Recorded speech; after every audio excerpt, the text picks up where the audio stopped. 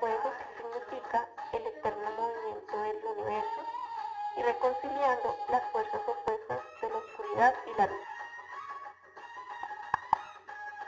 Los triángulos representan la interpenetración de Chi, el aspecto masculino del cosmos. Los triángulos que apuntan hacia abajo representan a Shakti, la fuerza femenina. El hinduismo tántrico es una forma heterodoxa que pretende adquirir en vida la liberación y el poder espiritual a través de la realización de la divinidad esencial innata en cada persona. Nuestros libros y sitios sagrados.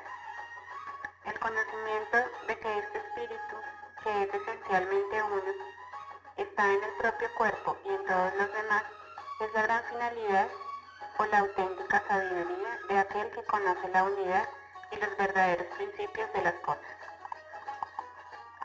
Destacamos en primer lugar los Vedas, que se empezaron a escribir hace más de 1000 años antes de nuestra era.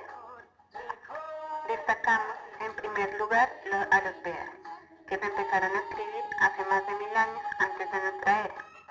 Los 4 Vedas constan del Rig Veda, que recoge las canciones o himnos sagrados de alabanza a los dioses elementales de la tierra, el fuego, el aire y el agua.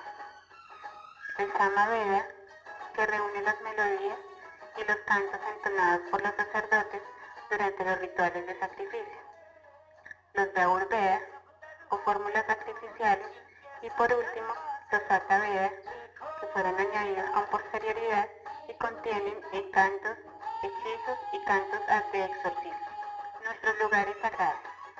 Los destinos de las numerosas peregrinaciones, promovidos por nuestra religiosidad, puntean los lugares sagrados, siempre asociados al lugar de nacimiento de un dios, a orillas de los ríos o en la cordillera del Himalaya. El río sagrado por excelencia de la India es el Ganges, y su lugar de culto preferente es la ciudad de Benares. Nuestros ritos. La adoración se inicia con el mantra, plegaria principal que incluye la palabra sagrada Om, con la que es posible entrar en contacto con la divinidad. A esto le siguen otros mantras. Pueden realizarse cualquier día, pero el jueves se considera especialmente favorable. Cuando el escenario de la adoración es el templo, este se realiza en el espacio exterior y bajo la supervisión de los brahmanes, que conducen las plegarias leyendo los textos sagrados y recitando mantras. Se considera que la divinidad vive en todas partes, pero el templo es su morada, por lo que solo los sacerdotes pueden acercarse a la divinidad, en el santuario ubicado en el interior. Antes de las plegarias, los miembros de la congregación llevan a cabo rituales elaborados para la purificación: lavado de pies, enjuague de la boca, preparación de una comida especial y presentación de ofrendas.